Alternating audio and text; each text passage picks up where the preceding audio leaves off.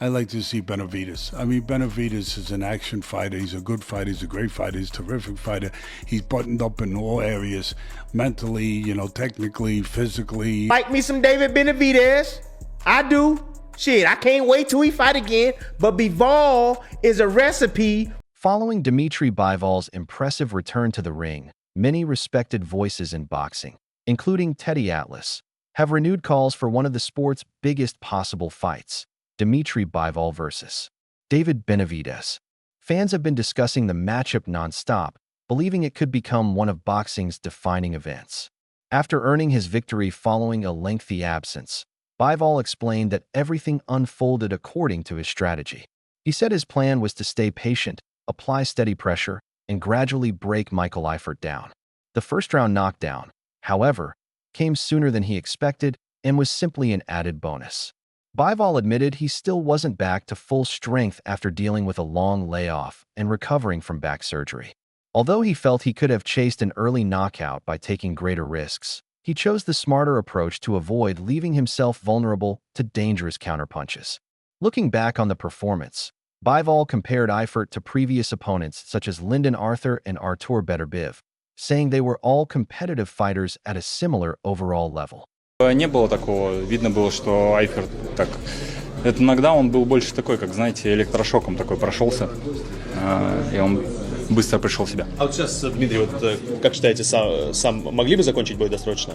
Ну, в принципе, если очень сильно напрячься, начать рисковать идти, да, то можно было бы, да. Были моменты, я не помню, какой раунд, там, в конце боя уже, там, по-моему, 11-й, если бы раньше бы начал бы, прям темп задавать, на риск идти, то есть можно было бы, да, но там можно было бы и пропустить. Не, конечно, беспокоился, всегда за нее беспокоюсь. То есть я уже такие вещи, как моя операция, да, это они уже пожизненно со мной, мне всегда нужно о ней беспокоиться. Есть определенные упражнения, определенные растяжки, которые мне нужно стабильно делать. Если их пропускаешь, то может быть хуже опять. Поэтому я это все учел в подготовке и усиленно как бы занимался. On the opposite side, David Benavidez revealed that discussions about facing Dmitry Bivol have already begun, and he believes the fight is the logical next step in his career. Benavidez pointed to their previous sparring sessions, saying he performed well against Bivol, just as he had against Gilberto Zurdo Ramirez. He stressed that he wasn't trying to boast, but was simply being honest about his experiences. David also proposed making the fight even bigger by agreeing to a 190 pounds catchweight, with both the cruiserweight and light heavyweight championships on the line in a winner-takes-all showdown. He made it clear that Bivol remains his top priority because he currently owns the most valuable titles, although Benavidez said he would gladly pursue a fight against Jai Opetaia if negotiations with Bivol fall apart. Даже смотрели или нет, потому что я сам не всегда смотрю бои своих соперников. Бывают там подготовки или бывает, я просто наелся этого бокса, даже неохота смотреть. Вот я бой Бенавидеса, к примеру, не смотрел. То есть не было такой возможности, там было поздно, у меня подготовка, но нарезки какие-то я видел. Вот если будет у меня вот прям точная задача, что я с ним боксирую, то я его посмотрю, этот бой. Либо если попадется бой как-то в тот момент, когда я не сплю, это удобно с моим графиком, то я тоже посмотрю. Вот, к примеру, Морелло я смотрел, потому что в тот вечер бой был в Англии, и время было немного другое. Мы болели за наших узбекских ребят, и посмотрел, как проиграл Морелл. Вот, Бенавидеса не смотрел. Sharing his analysis, Teddy Atlas broke down Bivol's unanimous decision victory over Michael Eifert in great detail.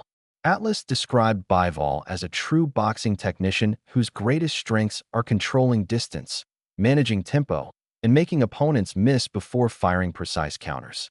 Rather than chasing knockouts, Bivol focuses on winning every round through discipline and ring intelligence. Atlas explained that fans who appreciate technical boxing would enjoy Bivol's style, while those looking strictly for dramatic knockouts may find his approach less entertaining. Throughout the fight, Bivol stayed true to his identity by applying measured pressure behind an accurate jab while remaining defensively responsible. Atlas also noticed a few moments where the long layoff and back surgery appeared to affect Bivol, particularly when he occasionally lunged forward with wider punches than usual. Even so, he felt Bivol remained in complete control from the opening bell until the final round. Sure, so we're already in talks with that. But, first things first, we got to see how it comes out. if he comes out with any injuries. I don't think he's going to have any problems in that type of way. But that fight is definitely happening. I told you guys that's the next one, and that's exactly what we have on our radar. That's the one we're going to make happen. Atlas also made it clear which fight he wants to see next. Without hesitation, he selected David Benavidez versus Dmitry Bivol over every other available matchup. According to Atlas, Benavidez brings an exciting combination of skill, intelligence, toughness, and non-stop aggression. He praised David for consistently chasing the toughest challenges rather than the biggest paydays. Atlas also admired Benavidez's willingness to move between weight classes if necessary to secure meaningful fights, saying that attitude proves his primary focus is building a lasting legacy instead of simply earning larger purses.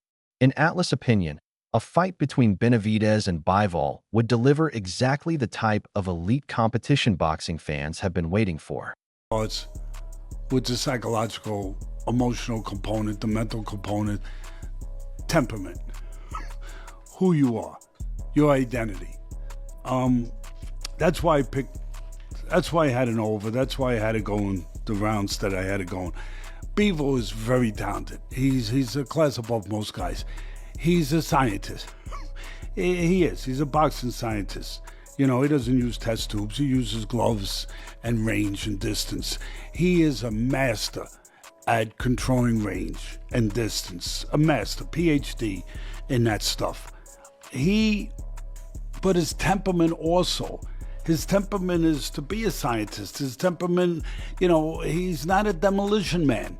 You know, a scientist is not going to become a demolition. Former world champion Tim Bradley also praised David Benavidez's recent performances. Bradley described Benavidez as spectacular, highlighting his incredibly fast hands, fluid combinations, and ability to attack effectively from close range. He pointed out that Benavidez mixes body shots, uppercuts, and hooks together extremely well, making him dangerous throughout every exchange. Bradley admitted he once questioned Benavidez's footwork, but after watching him continue defeating elite competition, he now believes David has fully adapted his style to maximize his strengths. He also praised Benavidez's straight right hand and left hook, saying both punches have become major weapons, and added that the growing excitement surrounding him is completely justified. I'd like to see, I think, every day of the week and twice on Sunday, I'd like to see Benavidez. I mean, Benavidez is an action fighter. He's a good fighter. He's a great fighter. He's a terrific fighter. He's buttoned up in all areas, mentally, you know, technically, physically, and he's, you know, like they all have the great art, but he's the guy, you just kind of touched on it, that, you know, he said he's willing to come down. Despite all of that praise, Bradley still believes Dmitry Bivol has the style needed to defeat Benavidez. According to Bradley, Bivol constantly surprises opponents by changing tactics throughout a fight and always seems prepared with multiple backup plans. He also questioned whether returning to 175 pounds after looking so strong at cruiserweight would be physically difficult for Benavidez. Bradley warned that a demanding weight cut could affect David's performance, while Bivol's footwork, ring IQ, and movement could become the deciding factors over 12 rounds. See what everybody else is saying. I hear what everybody else is saying. You know, everybody, the hype train is on. People that, you know, thought that David Benavidez was just a regular fighter, now they believe.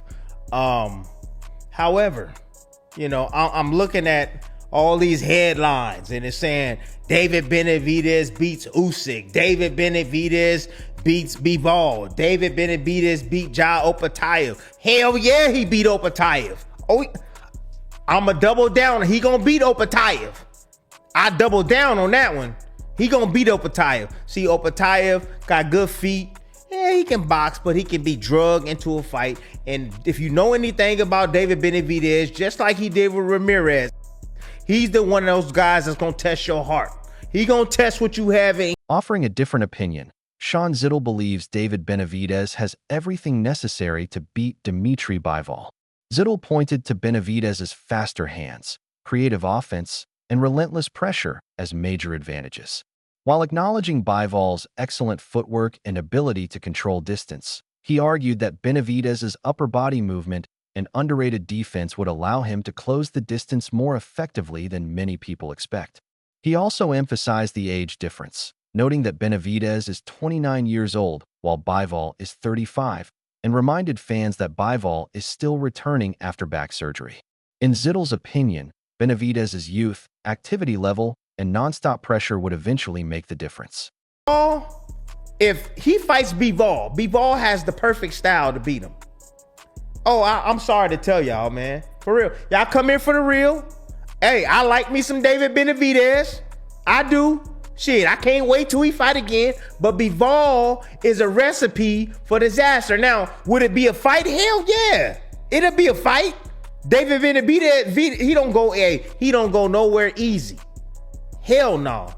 But when you got good feet that matches with this, right? And you understand the sweet science, David, he got a high boxing IQ too. He does. But he's stubborn, people. He's stubborn. All right? Bivol isn't stubborn. Continuing the discussion, Zittel addressed the growing debate surrounding Bivol's future. He said he does not believe Bivol has avoided Benavidez up to this point. However, he admitted his opinion would change if Bivol chose to fight Callum Smith instead.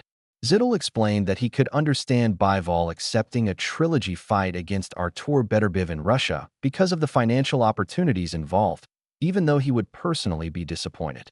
According to him, the matchup fans truly want is Bivol versus Benavidez, but everything he has heard suggests that fight is unlikely to happen this year.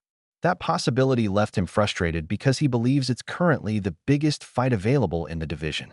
Bivol and Benavidez. That's a great fight. It's a great matchup. I do think, look, I understand everybody feeling the educated feet of Bivol, the sharp precision, hand speed, the ability to counter, to make you pay for mistakes, the sound, technical efficiency of Dmitry Bivol, who again, I'll say, is an all-time great light heavyweight. We talk about the great light heavyweights in the history of boxing. Dmitry Bivol has earned his spot amongst the greats. But I think Benavidez is even a little faster. Now, I understand if you think the feet of Bivol, the distance control, will nullify the hand speed advantage that Benavidez has if he can put them together. Bivol might not be there to allow him to put that together. Ade Oladipo also shared his perspective on the situation. He noted that much of the recent conversation has shifted toward David Benavidez possibly facing Jai Opetaia instead of returning to light heavyweight for Bivol. Oladipo pointed out that Bivol is now 35 years old and recovering from major back surgery, meaning every remaining fight should be meaningful. He reminded fans that Bivol has already defeated elite names such as Canelo Alvarez, Artur Beterbiev, and Gilberto Zurdo Ramirez, making fights against lower-ranked opponents less appealing at this stage of his career. Although Oladipo believes Bivol versus Benavidez would be a fantastic matchup, he admitted there is still no guarantee it will ever happen. And yeah, I get it. They were quick to strip Bivol last April, only 2 months after the rematch with Beterbiev.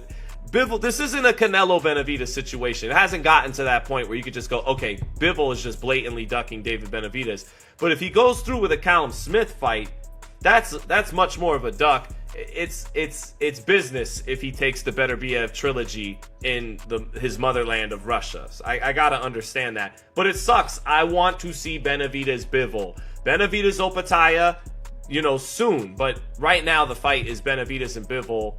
And from what I'm hearing, that's not likely. Hopefully it couldn't happen, but it's not likely for this. Popular boxing analyst ShowBizz the Adult also weighed in with his prediction.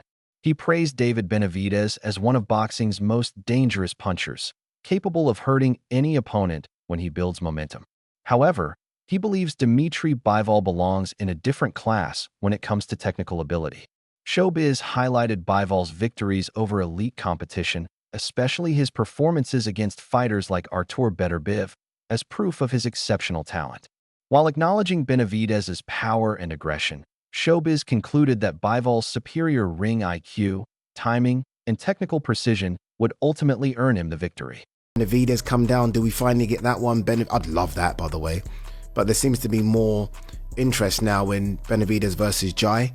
then Benavidez coming back down to 175 to fight Bivol. So I'm not quite sure what Bivol does, but it's just good to see Bivol back. Back surgery isn't a joke, right? He's 35 as well. He's not a spring chicken. So the next 2 or 3 fights need to be big ones. He's been in big ones. This isn't me trying to disrespect him in any way, shape or form. In the last 4 or 5 years, he's fought Zerdo, he's fought Beterbiev twice, and he's fought Canelo. So he's been in big ones, but I feel like towards the tail end of his career, there's no point fighting guys like Michael Eifert. They're just this. Another respected YouTube boxing analyst, Henry, also described Bivol versus Benavidez as one of the best fights boxing could possibly make. He believes both men are elite competitors whose styles would create a fascinating tactical battle. Henry also addressed long-standing sparring stories claiming Benavidez once dropped Bivol, but pointed out that Bivol owns the stronger resume when judging professional accomplishments alone. According to Henry, the financial rewards for this fight would be enormous, and the biggest obstacle preventing it is the complicated politics that continue to affect boxing. Benavidez, who you got in that fight? Shit, I don't know anymore. I used to have Benavidez. I don't know anymore. Bivol, his 2 fights with Beterbiev, he's gotten even better. See, the thing about Bivol is you can be a dog and he just beat you. You can be a dog all you want and he just be whooping your ass. All right, Beterbiev, if you think Beterbiev isn't a dog, then you're smoking dope, right? David Benavidez, I'm seeing punishment on David Benavidez as a light heavyweight, which concerns me a bit against Bivol. Fantastic fighter. Great defense, doing great things, very skillful. But I'm seeing shit. And Bivol is just so good that it's like, bruh, my good. Turning away from Bivol, David Benavidez also spoke about his ongoing frustration with discussions surrounding Canelo Alvarez. He explained that every time he wins an important fight or captures another championship, people immediately begin talking about Canelo again instead of focusing on his own accomplishments. Benavidez insisted he has always wanted the fight and believes he can still comfortably compete at light heavyweight if necessary. Although Canelo has suggested returning to that weight isn't realistic for David, Benavidez rejected that idea, saying he wants the fight just as much as the fans do. At the same time, he admitted there is only so much he can do because making the fight ultimately depends on both sides reaching an agreement. Dmitry Bivol has a successful return to the ring. After a 1.5 years out injured, he beats Michael Eifert to set up the fight that everybody wants against David Benavidez. Probably. Because that is all that is standing between us and what is, in my opinion, one of the very best fights that could possibly be made. They're both elite, the styles would be absolutely fascinating. There's all these old sparring rumors about Benavidez dropping Bivol, but out of the 2 of them, you'd argue that Bivol has the better wins in the pro ranks. I'm sure that there'd be a lot of money on the... In the end, opinions remain divided. One group believes David Benavidez has fully earned the opportunity to challenge Dmitry Bivol, pointing to his youth, power, relentless pressure, and recent performances as reasons he could dethrone the light heavyweight champion. Others believe Bivol's superior footwork, defensive discipline, and ability to control range would prove too much for Benavidez, especially against a fighter who excels at making aggressive opponents miss. What is certain is that Bivol looked impressive in his return after surgery, while Benavidez is coming off arguably the biggest victory of his career at cruiserweight. Meanwhile, ongoing promotional complications involving the WBC, Zuffa Boxing, and possible future negotiations with Jai Opetaia continue to make the situation even more complicated. Now it's your turn. Do you think David Benavidez defeats Dmitry Bivol, or does Bivol's experience and technical brilliance prove too much? Leave your prediction in the comments below.